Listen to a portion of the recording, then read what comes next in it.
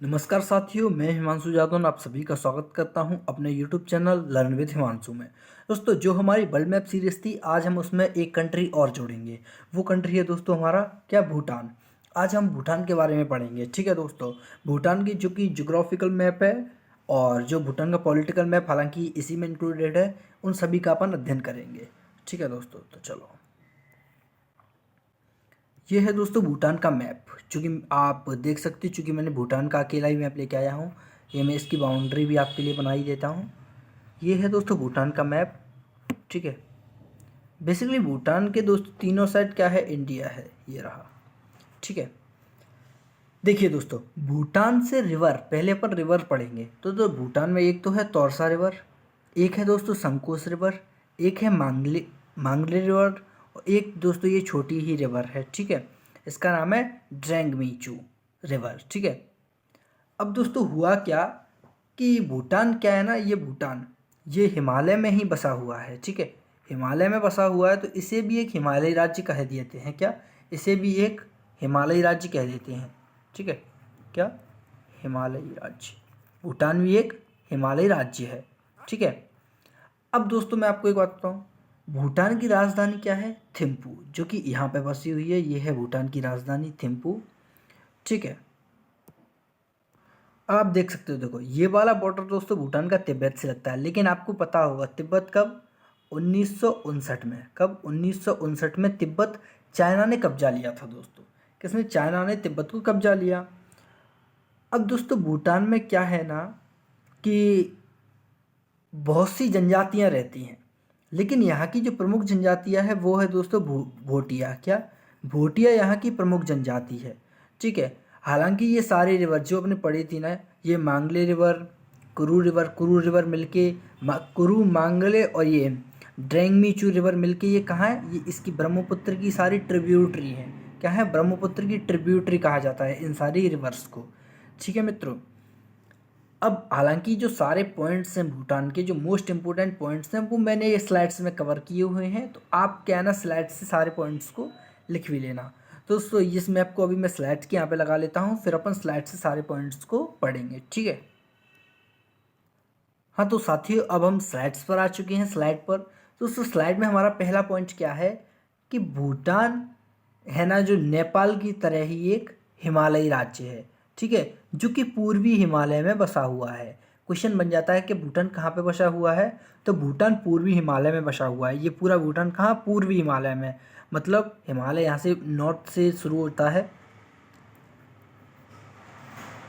North west से हिमालय शुरू होता है और कहाँ तक, पूर्व तक जाता है। बेसिकली नामचा वार्मा तक जाता है, जो कि हमारा अंडमान निकोबार है ना, वो भी इसी के ही पार्ट माने जाते हैं, हिमालय के ही। ठीक है, तो दोस्तों ये हिमालय है ना, ये कहाँ पे बसा हुआ है, पूर्वी यानी कि ईस्ट में बसा हुआ है, ईस्ट हिमालय में। ठीक है, भूटान को भूटान को दोस्तों क्या कहते हैं, जो भूटान है, बेसिकली भूटान कहाँ बसा हुआ है, भूटान बसा हुआ है पूर्वी हिमालय में। ठीक है, भूटान को दोस्तों लैंड ऑफ थंडरबोल्ट कहते हैं। लैंड ऑफ थंडरबोल्ट क्यों कहते हैं, क्योंकि दोस्तों ये हिमालय है ना, इस हिमालय में बड़े बड़े तूफान आते हैं।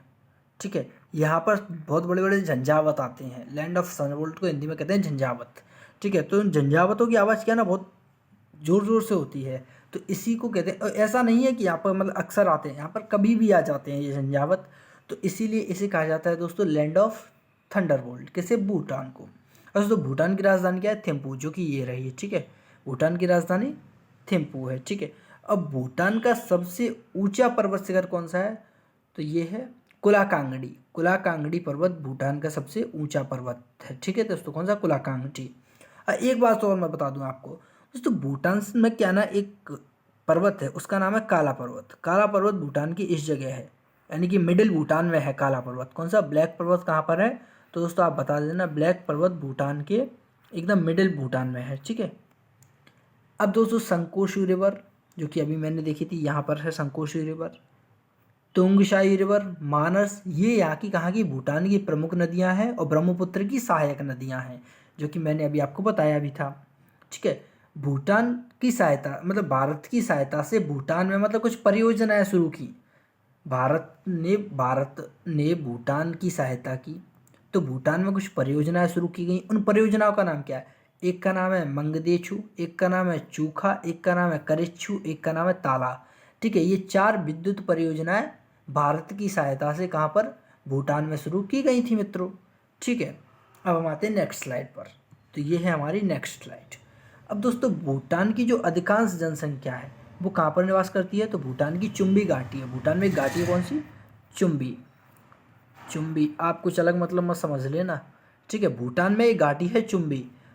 तो भूटान की अधिकांश जनसंख्या भूटान की चुम्बी घाटी में रहती है। ठीक है दोस्तों, भूटान में क्या है ना, भोटिया जनजाति पाई जाती है, जो कि मैंने अभी आपको बताया। भूटान में सबसे ज़्यादा कौन सी जनजाति, भोटिया जनजाति पाई जाती है, जो स्वयं को दुर्गपाश कहते हैं।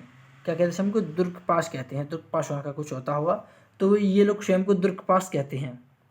दोस्तों भूटान में क्या है ना, सीमेंट के, लकड़ी के, फल के, एल्कोहल, कैल्शियम कार्बाइड के बहुत बड़े बड़े कारखाने हैं। ठीक है, और दोस्तों भूटान की जो सकल मतलब जीडीपी है, क्या बेसिकली जीडीपी। दोस्तों भूटान की अपन सभी लोग जीडीपी को किस अकॉर्डिंग मापते हैं, दोस्तों अपन सभी लोग जीडीपी को मापते हैं ट्रिलियन, कोई किसी की कुछ, किसी की इस तरह 2 ट्रिलियन 3 ट्रिलियन। लेकिन दोस्तों भूटान में जो वो है ना, क्या इस यहाँ की जीडीपी वो किस अकॉर्डिंग मापी जाती है, तो दोस्तों सकल राष्ट्रीय प्रसन्नता सूचकांक के आधार पर ये नापते हैं अपनी जीडीपी को कि हमारे लोग कितने खुश हैं, हमारे यहाँ लोगों में खुशी है या नहीं है। उस आधार पर ये लोग अपनी जीडीपी को तय करते हैं। तो इस पॉइंट को हम पढ़ते हैं। तो भूटान सकल राष्ट्रीय प्रसन्नता सूचकांक अपनाने वाला विश्व का एकमात्र देश है। ठीक है दोस्तों, इसी उपलक्ष्य में भूटान की पहल पर ही यूएन यानी कि संयुक्त राष्ट्र ने 20 मार्च को अंतर्राष्ट्रीय प्रसन्नता दिवस घोषित किया था। तो ये नेक्स्ट क्वेश्चन और बन गया हमारा, क्या बन गया, तो प्रसन्नता दिवस कब मनाया जाता है, इंटरनेशनल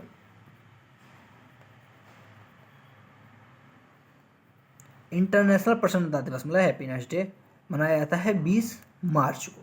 ठीक है दोस्तों, कब मनाया जाता है, 20 मार्च को मनाया जाता है। ठीक है दोस्तों, यही भूटान के बारे में पढ़ने के लिए था। इससे ज़्यादा भूटान के बारे में कुछ भी पढ़ने के लिए नहीं है। ठीक है, तो धन्यवाद दोस्तों। अगर कहीं आपको वीडियो अच्छी लगी तो लाइक, शेयर और अब चैनल को सब्सक्राइब करें, क्योंकि अब हमें चैनल भी ग्रो करवाना है थोड़ा। तो आप सब्सक्राइब करें, और कल से आपसे जो मैंने प्रॉमिस किया है कि हम आपके लिए ज्योग्राफी का एक अलग से बैच लेके आ रहे हैं, तो उसमें हम कल से इंडियन ज्योग्राफी ज़रूर करेंगे। तो आपके लिए कल से एक और क्लास आने वाली है, वो है इंडियन ज्योग्राफी।